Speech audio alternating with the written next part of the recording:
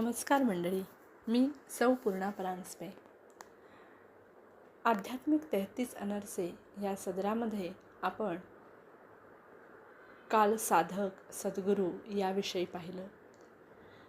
आज नाद सामर्थ्य आणि अध्यात्म यामध्ये असं म्हणता येईल की प्राचीन काळापासून अर्वाचीन काळापर्यंत पृथ्वीवर निर्माण झालेल्या सर्व सजीवांमध्ये मानवाचा मेंदू हा त्याच्या वजनाच्या प्रमाणात सर्वाधिक असल्यामुळे मानव सर्वाधिक बुद्धिमान आहे असं आधुनिक विज्ञान सांगतं.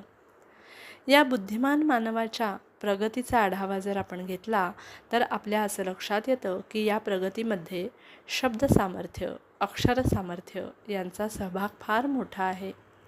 इतर प्राण्यांच्या तुलनेने मानव आपले विचार शब्दांच्या माध्यमातून उत्तम तऱ्हेने दुसऱ्यापर्यंत पोहोचवू शकतो.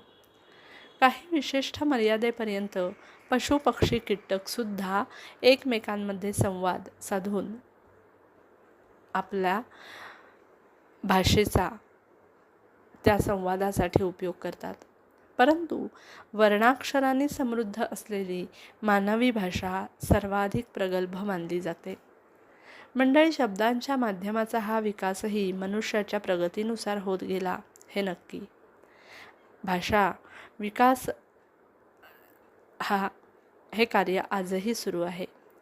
आजच्या आधुनिक युगामध्ये मानव आणि संगणक यांच्यातील संवाद साधू शकणाऱ्या म्हणजेच निर्जीवाला सजीवाशी जोडणाऱ्या भाषेचं तंत्रज्ञान झपाट्याने विकसित होत आहे. भाषेचं सर्वात प्रगत कौशल्य म्हणजे कमीत कमी शब्दात व्यक्त करणं, त्याचा आशय. आधुनिक विज्ञानात अनेक प्रमेय किंवा सूत्र आहेत ज्याच्यामध्ये मोठा आशय सामावलेला आहे. विशिष्ट विचार आणि त्यातील शब्दार्थांपेक्षाही अधिक आशय घेणं अर्थ सामावलेला असतो आणि यामध्ये अनेक योगसूत्र, ब्रह्मसूत्र, धर्मसूत्र, भक्तिसूत्र यासारख्या सूत्रबद्ध लिखाणामध्ये असलेल्या मोठ्या गोष्टी आपल्याला आढळतात. किंबहुना अध्यात्मातलं प्रत्येक नाम किंवा मंत्र हे सूत्ररूपानेच आलेलं आढळतं. नाम किंवा मंत्राची सर्वसाधारणपणे 3 प्रकारात विभागणी केलेली दिसते: नादप्रधान, अर्थप्रधान आणि शब्दप्रधान. या मूलतः असलेल्या गोष्टी.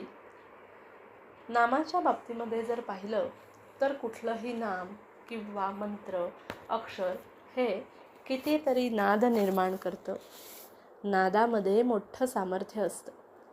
विश्वाची निर्मिती देखील नादातूनच झाली असं आधुनिक विज्ञानानेही मान्य केलं आहे.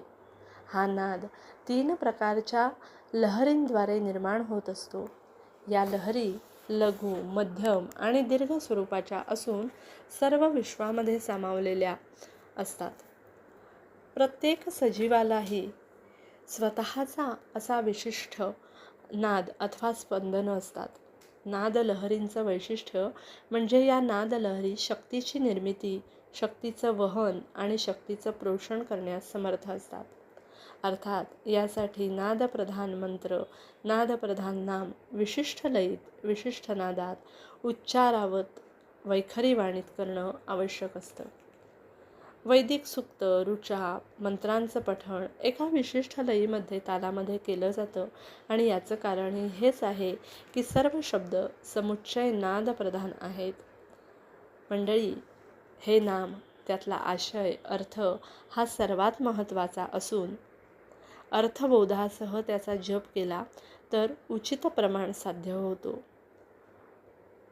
ओम नमो भगवते वासुदेवाय अशा पद्धतीच्या अनेक भगवंताच्या नामामध्ये अर्थपूर्ण आशय लक्षात घेऊन त्यातला हेतू लक्षात येतो आणि हेतूचं निश्चित आकलन झालं की अपेक्षित परिणाम साध्य करणं सुलभ होतं. या नामामध्ये काय ताकद असते हे आपल्या सर्वांना माहीत आहेच.